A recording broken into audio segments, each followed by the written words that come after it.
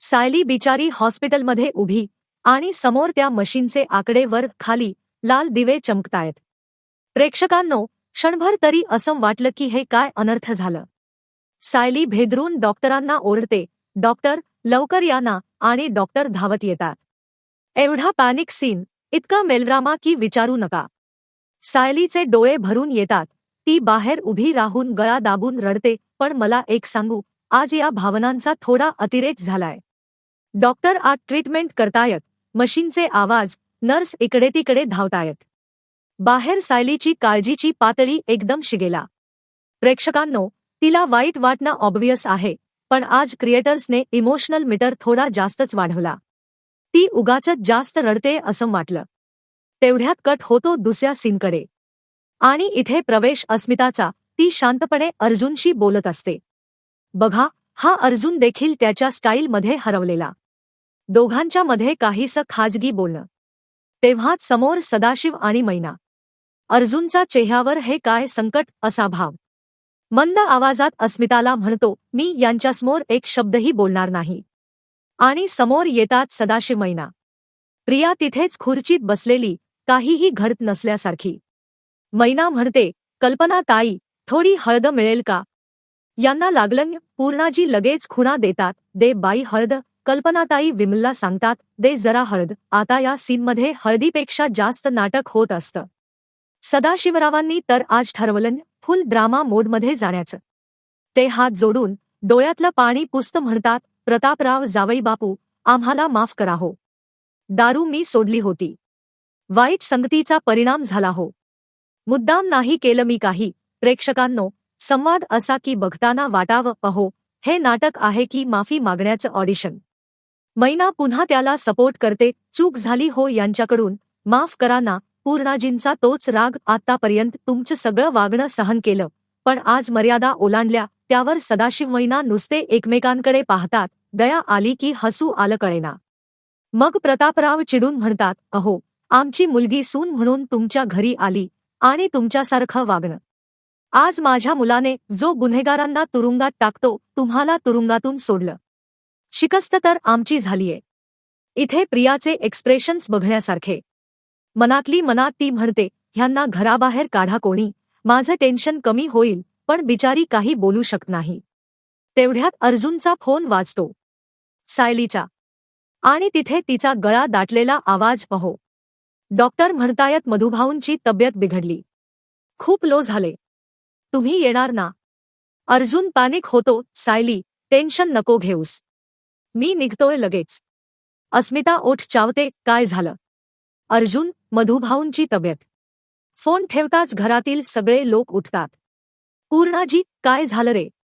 अर्जुन, "ते ठीक नाहीत. मी हॉस्पिटलला जातोय."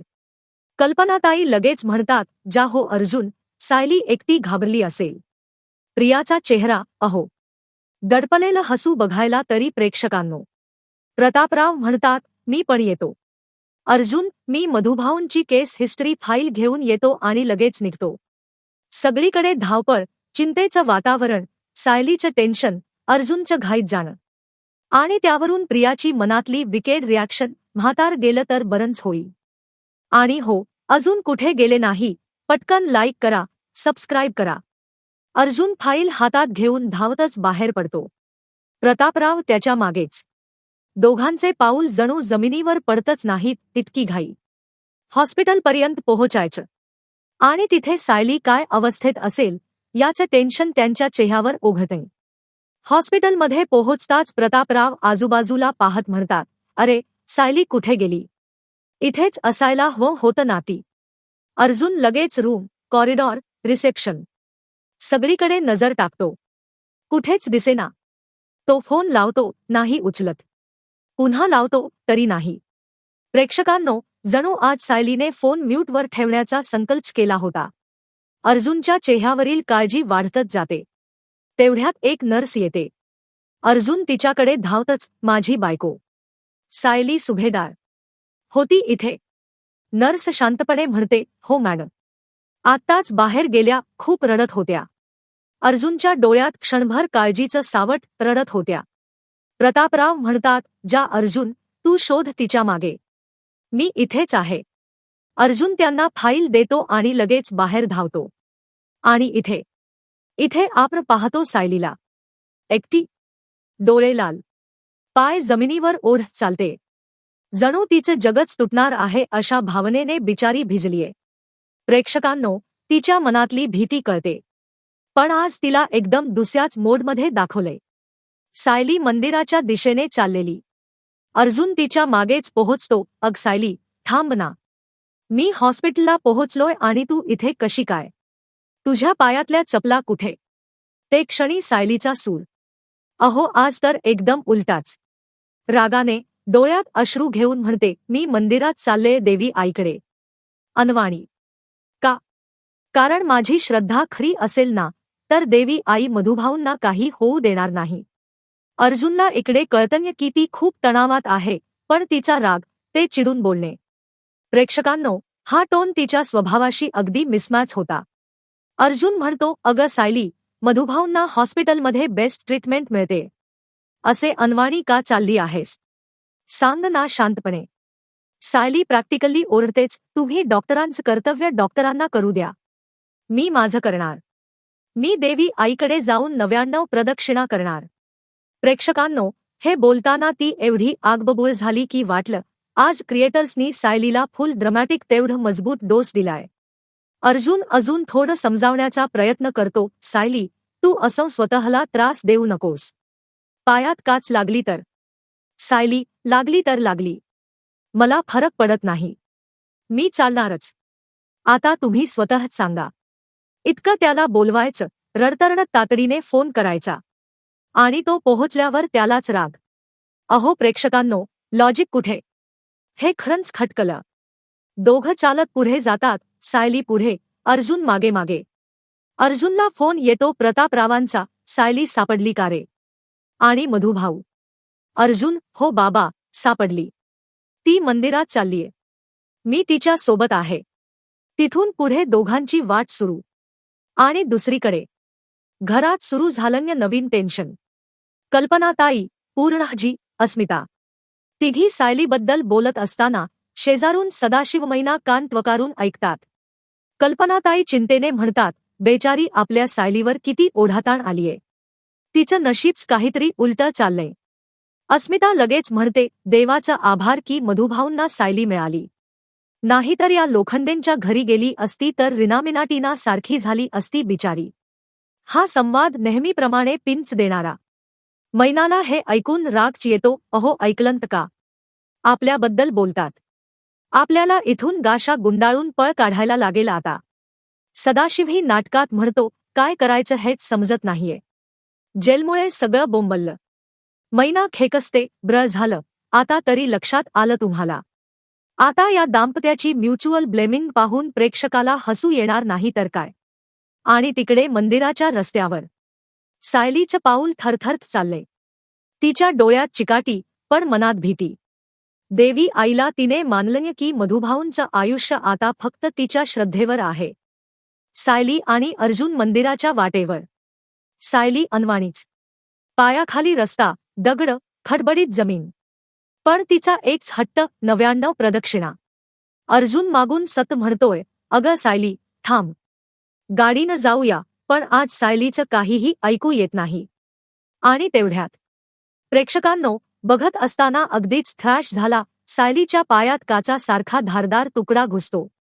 Camera zoom, slow motion, dramatic music. आणि प्रेक्षकांना वाटतं ते आता तुळशीपत्र दिसणार, पण नाही.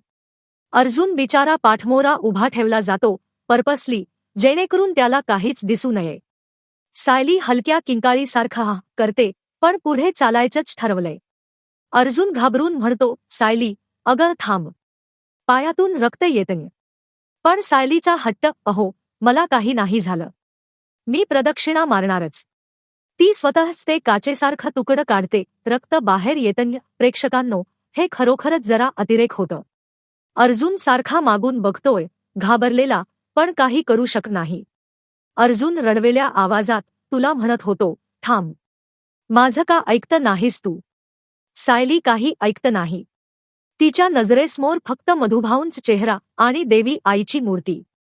मंदिराच्या पायऱ्या सुरू होतात. आणि ती रक्ताळलेल्या पायाने पाया चढते.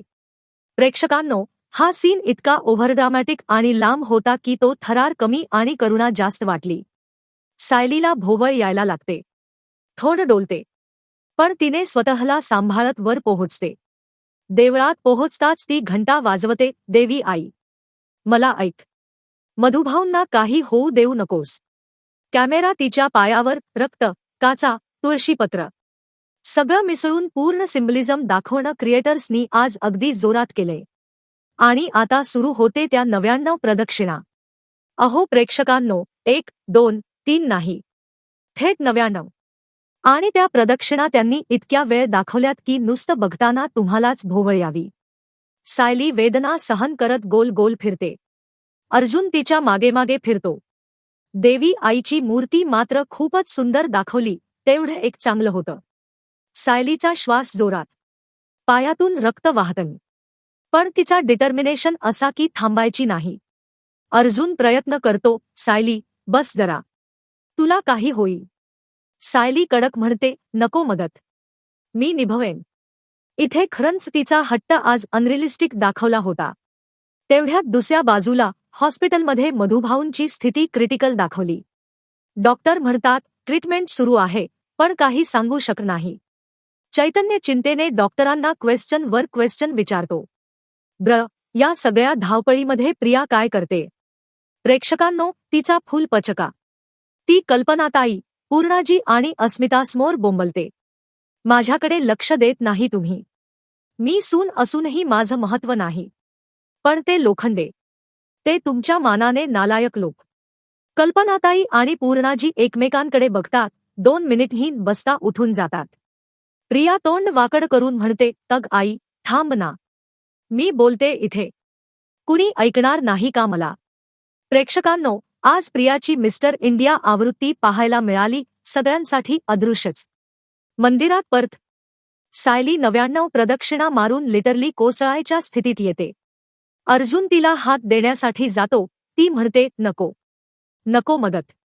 मी करू शकते. अरे बापरे. जबरदस्त निर्धार की हट्टीपणा, समजत नाही.